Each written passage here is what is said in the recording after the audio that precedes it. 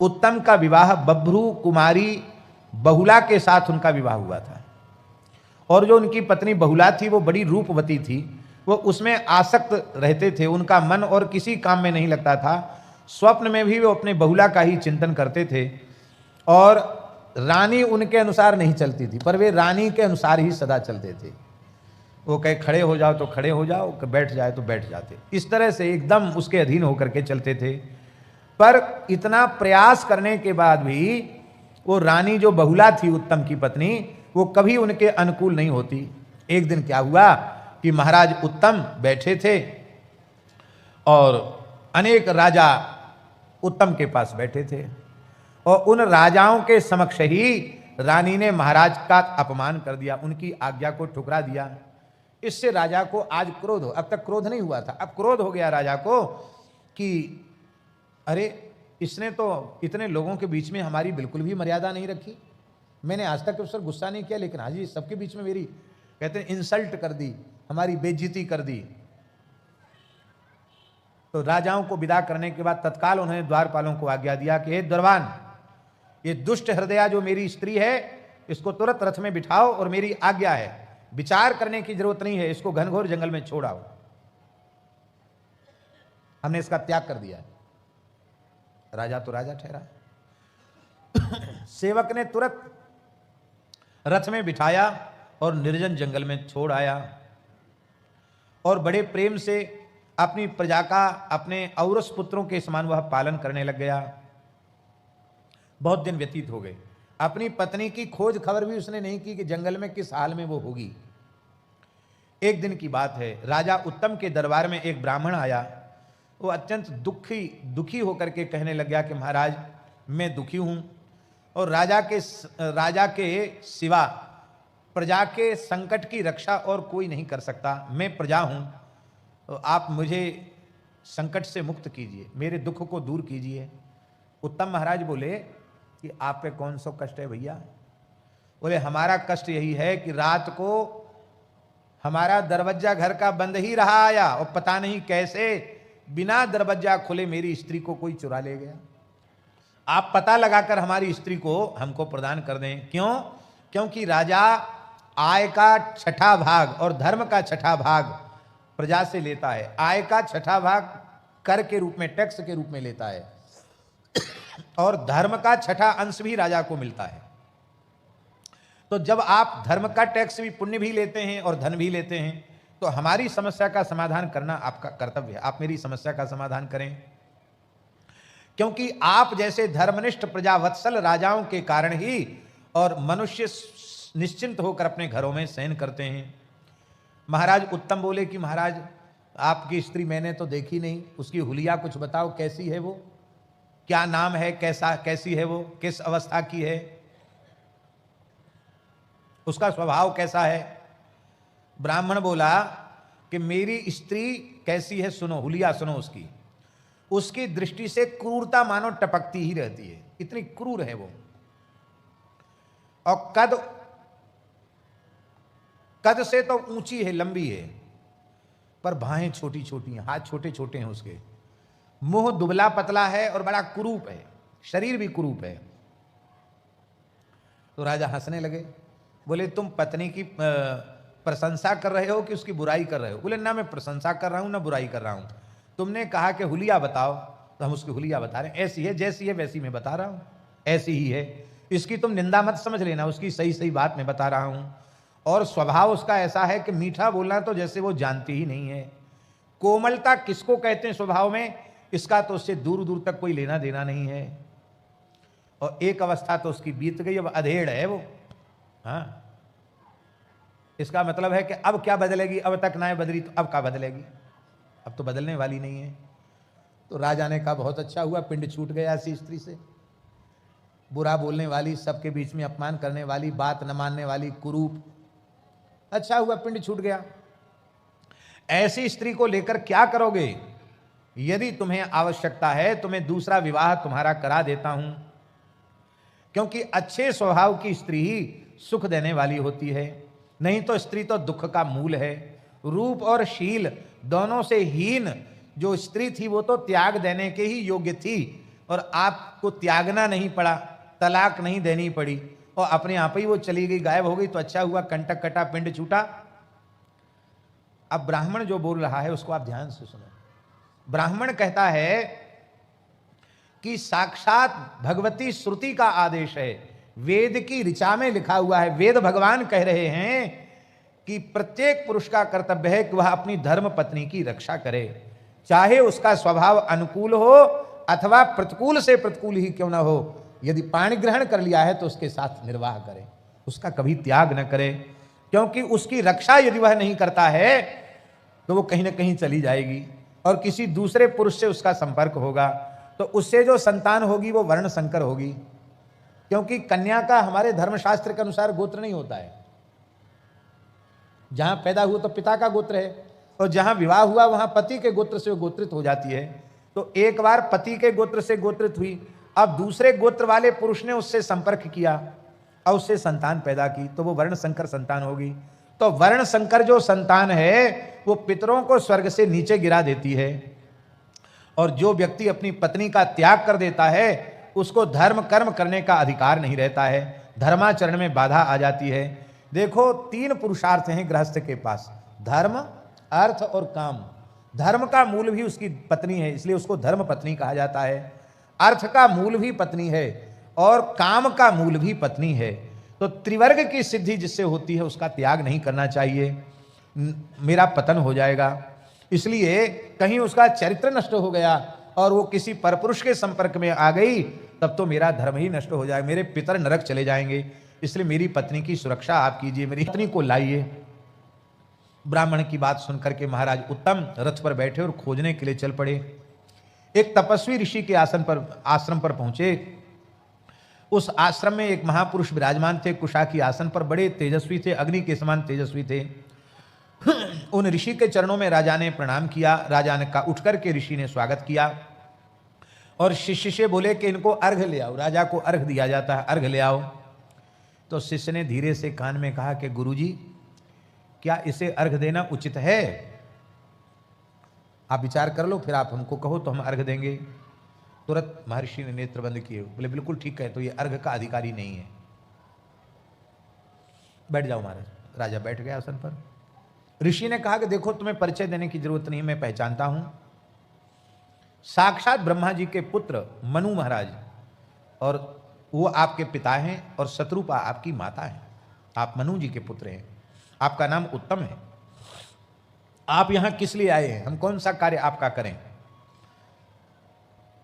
राजा ने कहा कि महाराज, एक हमारी प्रजा में ब्राह्मण है, उसकी पत्नी को किसी अपरिचित व्यक्ति ने चुरा लिया है। अब आप अपनी दिव्य दृष्टि से बताओ कि कहाँ है पत्नी। खोज करने आया हूं, मैं तो खोजते खोजते थक गया, मुझे मिली नहीं। आपके आश्रम में आया है, पर एक बात है, आप ये समस्या का समाधान तो पीछे करना, पहले ये बताओ कि पहले आपने अपने शिष्य को कहा था कि अर्घ लाओ, और फिर आपके शिष्य ने पता नहीं कान में क्या खुसर पुसर करी, और फिर आपने कहा ठीक है रहने दो। तो आप यदि पहले न कहते कि अर्घ लाओ और हम बैठ जाते तो हमें कष्ट नहीं होता, लेकिन अब हमको लग रहा है कि हम मनु जी के पुत्र हैं, ब्रह्मा जी के पौत्र हैं और राजा हैं, हमको आपने अर्घ का अधिकारी क्यों नहीं समझा? तब उन ऋषि ने कहा कि देखो, मेरा जो शिष्य है वो भी समर्थ है, मेरी सेवा करते करते उसे भूत भविष्य वर्तमान का ज्ञान हो गया है, तो वो समझ गया कि आप में कोई महान दोष है, उस दोष के कारण आप अर्घ के अधिकारी नहीं हैं।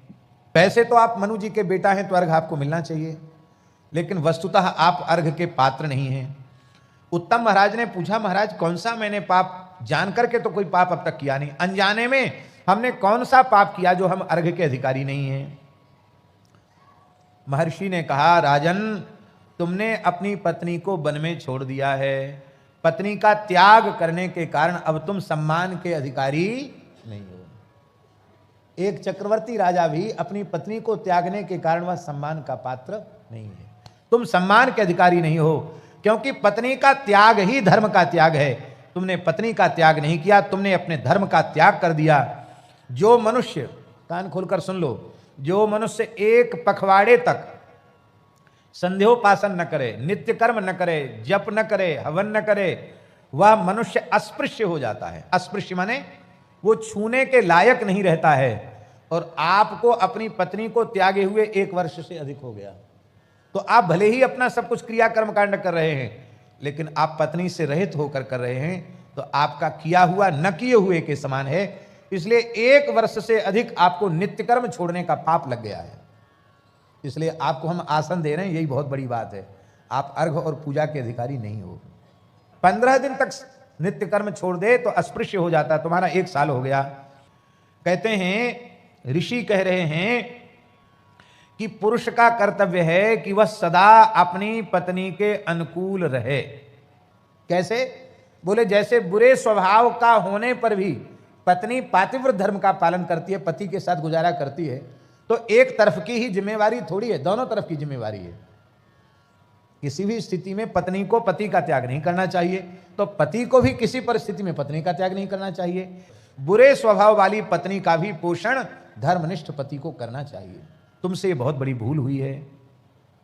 तो जब आप स्वयं धर्म करते हैं और धर्म में प्रजा को लगाते हैं, और आप स्वयं ही धर्म से विचलित हो जाएंगे, तो आपको धर्माचरण में लगाएगा कौन? राजा ने कहा, तब तो बिल्कुल ठीक है, लेकिन अब हमारी पहले वाली समस्या का समाधान तो करो। ब्राह्मण की पत्नी चली गई है। ऋषि ने कहा, अद्रि के पुत्र बला नाम के राक्षस ने उसका अपहरण कर लिया है। वो उत्पलावत नाम के जंगल में आपकी पत्नी को रखे हुए है, वहां आप चले जाओ, वहां मिल जाएंगे, और उस पत्नी को लाकर आप ब्राह्मण को दे दीजिए, क्योंकि जिससे उस ब्राह्मण को भी पाप का भागी न होना पड़े। उत्तम वहां गए, वहां जाकर देखा तो वो नारियल खा रही थी। क्या खा रही थी? ब्राह्मण पत्नी नारियल। राजा ने पूछा, तुम्हारा नाम क्या है, कैसे वन में आई? विशाल के पुत्र जो सुशर्मा नाम के ब्राह्मण हैं, उनकी तुम पत्नी हो? तो उसने कहा कि मैं बनवासी अतिरात ब्राह्मण की पुत्री हूं और विशाल के पुत्र की पत्नी हूं। आपने मेरा नाम बताया, बिल्कुल ठीक बताया।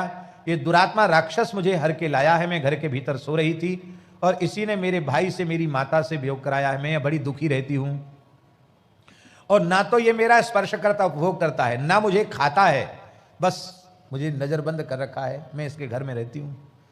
राजा ने कहा कि तुम्हें छोड़कर राक्षस कहां गया? तुम्हारे पति ने ही मुझको तुमको लेने के लिए यहां भेजा है। उन्होंने कहा, महाराज इसी वन में वो राक्षस निवास करता है। यदि आपको भय न हो तो आप इस वन के भीतर प्रवेश करके देख लो। तो राजा वन में प्रवेश किया तो उसको महल दिखाई पड़ा।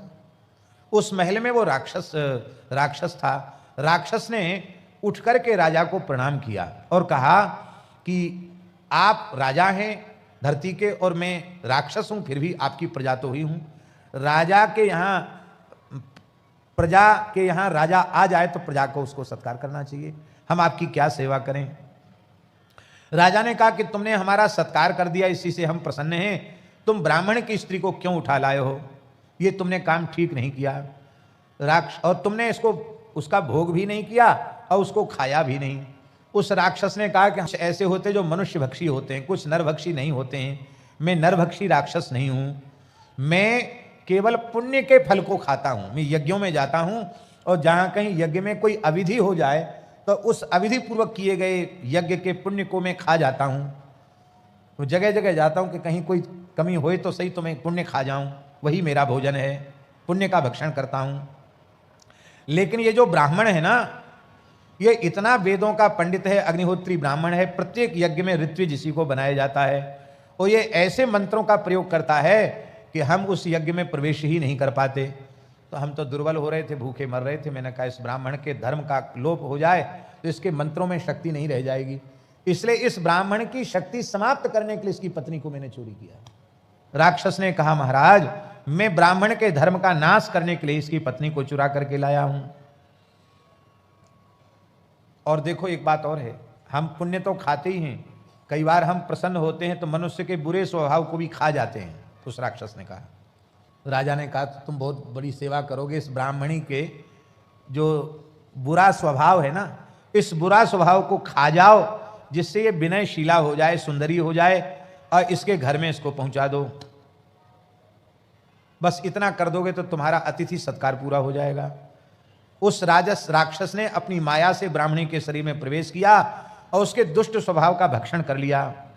अब तो ब्राह्मण की पत्नी दुष्टता से मुक्त हो गई और राजा से बोली कि महाराज, मेरे कर्मों का ही फल मुझे भोगने को मिला। मेरे पति तो बड़े शीलवान हैं, पर मैंने उनका सदा अपमान किया, इसलिए मुझे ये दंड भोगना पड़ा।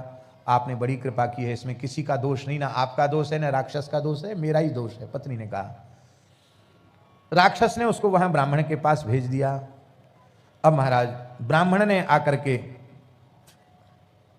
राजा को बहुत आशीर्वाद दिया, कहा बहुत अच्छी बात है, अब हमारे अग्निहोत्र की रक्षा हो जाएगी, हमारे धर्म की रक्षा हो जाएगी। राजा उस राक्षस से एक बात कह के आए थे, उत्तम महाराज, कि मुझे कभी तुम्हारी जरूरत पड़े तो तुम आ जाना। कहा बिल्कुल ठीक, हम आ जाएंगे। ऐसा कह करके राजा चले गए, ब्राह्मण को पत्नी दे दिया। ब्राह्मण बड़ा प्रसन्न हुआ, ब्राह्मण ने आशीर्वाद दिया और उस समय राजा पुनः उन महर्षि के पास आया। उनके पास आकर के कहा, महाराज ब्राह्मण की समस्या का समाधान तो हो गया, पर आपने मुझे भी तो अर्घ नहीं दिया कि तुमने अपनी पत्नी को छोड़ दिया। तो हमारी पत्नी भी हम खोजवा रहे हैं, लेकिन कहीं मिल नहीं रही है, वो कहाँ चली गई, आप बताओ। पत्नी के न रहने पर भी वह कर्मानुष्ठान करने के योग्य नहीं होता। तुमने पत्नी का त्याग करके अच्छा नहीं किया। जैसे स्त्रियों के लिए पति का त्याग अनुचित है, ऐसे ही पुरुषों के लिए पत्नी का त्याग भी सर्वथा अनुचित है। ऋषि ने कहा कि देखो, तुम्हारी पत्नी को न तो सिंह ने खाया न व्याघ्र ने खाया, तुम्हारी पत्नी रसातल में है और उसका चरित्र बिल्कुल नष्ट नहीं हुआ। भी बड़ी अद्भुत बात है। कौन ले गया उसको पाताल में? ऋषि ने कहा, नागराज कपोत उसको ले गया है कि तुम्हारी पत्नी को वन में भटकते हुए देखा, उसके सौंदर्य पर लोभित होकर के वह पाताल में वो कपोत नाम का नागराज ले गया। नागराज कपोत की पत्नी ने देखा है कि सुंदरी स्त्री को राजा ये नागराज लाया है, अपनी को पत्नी बनाएगा। उसने अपनी बेटी को कहा कि इसको महल में छिपा दो, राजा आए तो पिताजी आए, तुम्हारे पिताजी आए तो बताना मत। नागराज कपोत ने पूछा, कहाँ है वो स्त्री में लाया था? तो बच्ची कुछ बोली नहीं। तो पिता को क्रोध आया, बोले जा तू गूंगी हो जा। वो तो गूंगी हो गई, पर उसी ने छिपा के रखा है।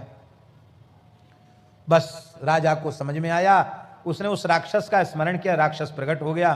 बोले तुम ले आओ उसको। राक्षस जो है वो पत्नी को राजा की ले आया और राजा को दे दिया। राजा का धर्म सुरक्षित हो गया। फिर राजा ने उस ब्राह्मण से कहा, बोले महाराज वो मेरी पत्नी कह रही है कि मेरी सखी गूंगी हो गई है, उसको आप ठीक करो।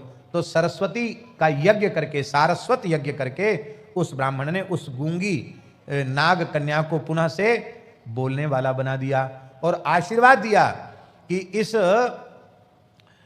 इस तुम्हारी रानी का जो पुत्र होगा वो मनवंतर का अधिपति होगा। वही औत्तम नाम का मनवंतराधिपति हुआ। यह कथा हमारे सुनाने का प्रयोजन यही है कि हिंदू धर्मशास्त्र के अनुसार किसी भी परिस्थिति में पत्नी को पति का त्याग और पत्नी के द्वारा पति का त्याग नहीं होना चाहिए। इसी के लिए पातिव्रत धर्म की व्यवस्था है। जैसे स्त्रियों के लिए पातिव्रत धर्म की व्यवस्था है, ऐसे ही पुरुष वर्ग के लिए एक पत्नी व्रत की व्यवस्था है। तो एक ही पत्नी में भाव रखें, परस्त्री के प्रति कुदृष्टि न करें। ये तभी होगा जब धर्म और सदाचार को हम लोग मानेंगे। हर महादेव से भक्तों को आप सबका मेरे YouTube चैनल राधिका शरणम में स्वागत है।